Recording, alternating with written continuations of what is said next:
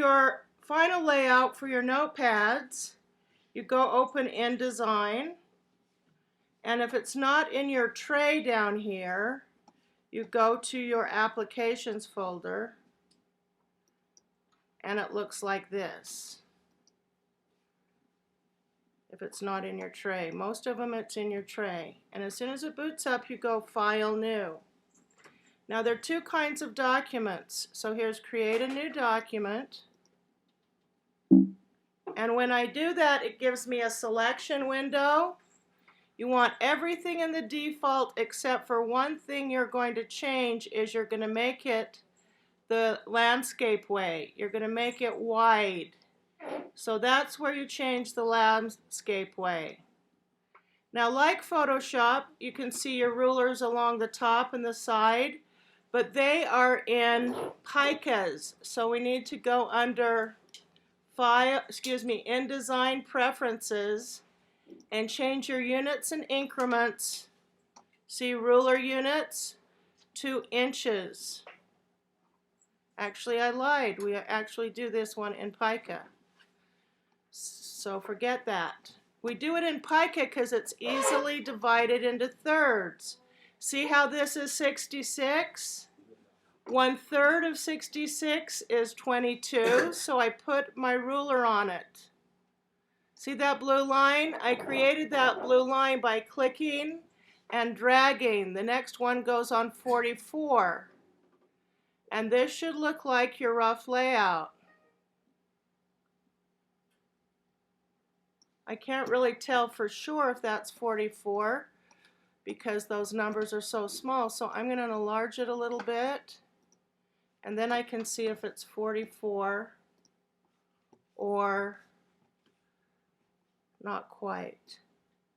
Now we need margins on both sides. So we're going to do 2 pica, and we're going to learn about pica next week. It's a printer's measuring system. So there's 20. This wasn't quite on 22.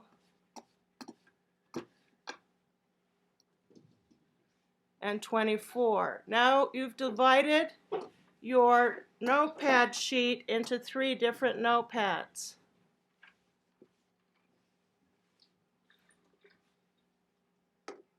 And I'm just finishing up on my rulers. If you hold down the Shift key and hit the magnifying tool, it will zoom out.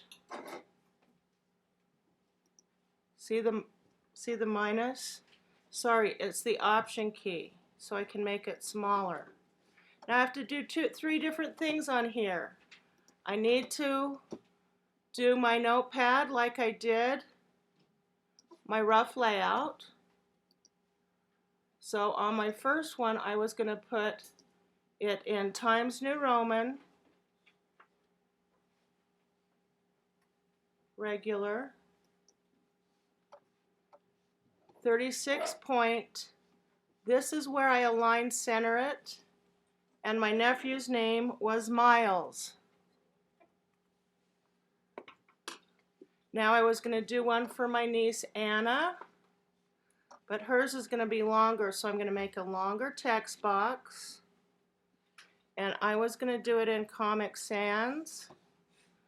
So I have to go up here in the font selection and find Comic Sans. I'm going to make it in bold and 36 point. I'll make it 24 because it's going to be bigger. And my design was ANN, ANN, ANN, A. Now I'm going to copy and paste that. Now the important thing you're going to see right now is how to turn it on an angle. So I'm going to go to my pointer tool, select it, and right off the handle, first it'll change to a mover tool that resizes your window. And then if you move it a little bit, it'll change to a bent one, and you can turn it on an angle. So if you want to move your type to the side like I'm moving mine, that's how you do it. Now that little plus said that I had too much text and it wasn't all showing. So if I want it centered, I need to make the text box the full length. Now I have one more that I was going to do called groceries.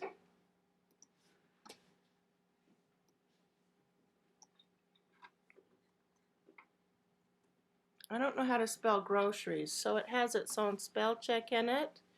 If you go under edit, spelling, let's see if I can spell groceries. Nope. There it is. Change it.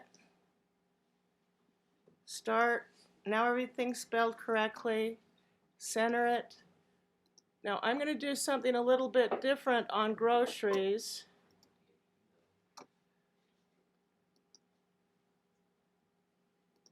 I am going to do a list. So I'm just going to go ahead and with this same font,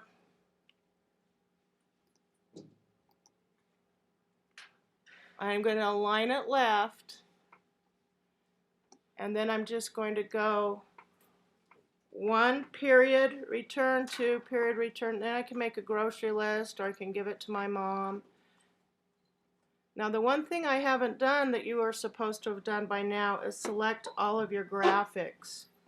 So I'm going to go out and review one way to select the graphic, and then you can do the other 2 on your own. So here's how you go out and get your graphic. I told you that my nephew was a drummer, but I lied, he was a bass guitarist. So guitar is one of those words that's hard for me to spell. Let's see if I can get it. What's nice about spell check is that Google fixes it for you. So if I go to images, and you want to be in Google so you can do this, these are all photos mostly. We cannot do photos. We cannot do clip art. We have to do line drawings, and sometimes line drawings are called line art. Now on my clip art page, I actually like this one. And so that's line art, so I'm going to go ahead and click it and drag it to Photoshop, edit, in Photoshop, select all, edit, copy. Now if I go over in InDesign and just go edit, paste, as long as these are not selected, it'll put it directly in there. Now I can resize it right up here. It's a little bit too small. And I can put a guitar right next to my nephew's name, or in my case I was going to put it right down here.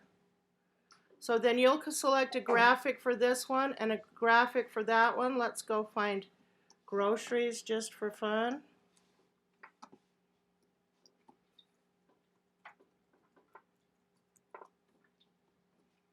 Images, line drawings. I quite like that one.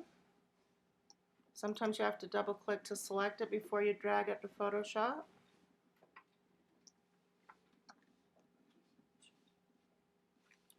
Edit, copy, edit, copy, edit, paste. And this is where your resize is, right up here where it says 100%. You just change it to about the size you want it. That's still a little bit too big for me. And that's about right.